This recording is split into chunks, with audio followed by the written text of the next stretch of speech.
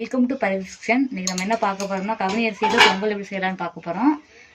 இந்த பொங்கல் செய்யறதுக்கு என்ன பண்ணா, அந்த அரிசியை வந்து நைட்டே ஊற வச்சிடணும். ஒரு நாள் முழுக்க ஊறணும். ஒரு அலசியாக ஊற வைக்கணும். அந்த தண்ணியோடு சேர்த்து நம்ம பொங்கல் வைக்க போறோம். இப்போ குக்கர்ல போட்டு 6-7 விசில் வச்சுக்கலாம்.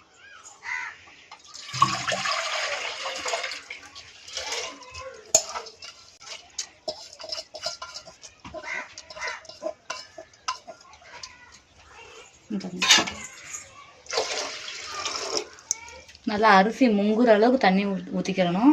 இந்த அளவுக்கு ஊற்றிக்கங்க, பார்த்துக்கோங்க. கரெக்டாக 7 விசில் வைக்கணும்.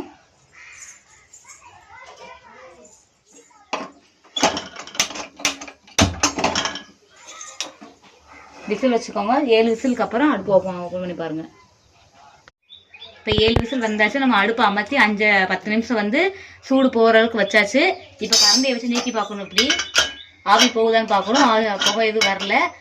இப்போ ஓப்பன் பண்ணிக்கலாம்.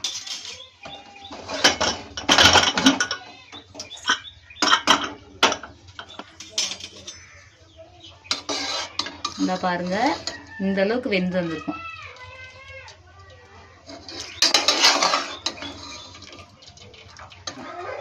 இப்போ என்ன பண்ண போறோம்னா, பருப்பு மத்த வச்சு நல்லா கலந்து விட்டுக்கலாம், மசிச்சு விட்டுக்கலாம் அரிசி ஃபுல்லா.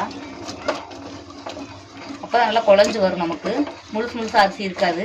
இப்போ பாருங்க, இந்த அளவுக்கு மசிச்சாச்சு. இப்போ என்ன பண்ணலாம்னா, கடாயில் வந்து நெய் ஊற்றிக்கலாம். நெய்யில் கொஞ்சம் முந்திரி கிஸ்மிஸ் சேர்த்து வறுத்து, அந்த வறுத்த கிஸ்மிஸ் முந்திரியை வந்து பொங்கலோடு சேர்த்து ஆட் பண்ணிக்கோங்க. இப்போ என்ன பண்ணணும், அடுப்பு ஆன் பண்ணிக்கோங்க.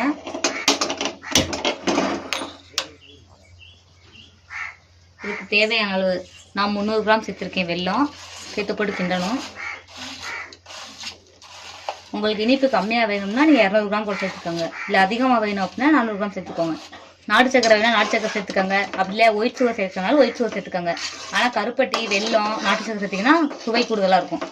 பொங்கலும் சாப்பிட்றதுக்கு நல்லாவும் இருக்கும். இப்போ இது கூடவே சுக்கு ஏலக்காயை பொடியாக்கி பொங்கலோடு சேர்த்து ஆட் பண்ணிக்கோங்க. கிளறி விட்டுருங்க. நல்லா அந்த வெல்லம் கரைஞ்சி வரணும்.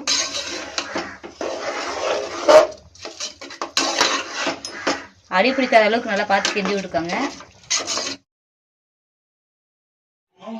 சுவையை கூடுதலாக்குறதுக்கு கொஞ்சமாக ஒரு பிஞ்ச் அளவு உப்பு சேர்த்து நல்லா கலந்து விட்டுக்கோங்க.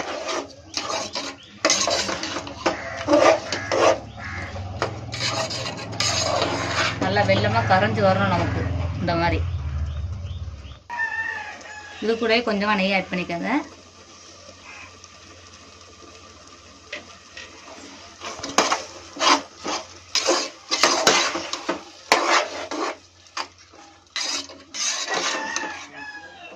இப்போ இந்த அளவுக்கு நல்லா வெல்லம் கரைஞ்சதுக்கப்புறம் நம்ம சுக்கு ஏலக்காய் எல்லாமே சேர்த்தாச்சு.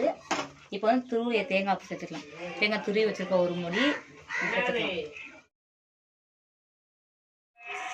இந்த மாதிரி நல்லா கலந்து விட்டுக்கோங்க. இப்போ சூப்பரான சுவையான கருப்பு கவுனி அரிசி பொங்கல் தயாராகிடுச்சு. நீங்களும் இதே மாதிரி வீட்டில் செஞ்சு பாருங்கள். செஞ்சு பார்த்துட்டு கமெண்ட் பண்ணுங்கள். மறக்காமல் லைக் பண்ணுங்கள். உங்கள் ஃப்ரெண்ட்ஸ் எல்லாருக்கும் ஷேர் பண்ணுங்கள். அவங்களும் செஞ்சு பார்ப்பாங்க. அருவிஸ் கிச்சன் சேனலுக்கு சப்ஸ்கிரைப் பண்ணி நம்ம சேனலுக்கு சப்போர்ட் பண்ணுங்கள் ஃப்ரெண்ட்ஸ். தேங்க்யூ ஃபார் வாட்சிங்.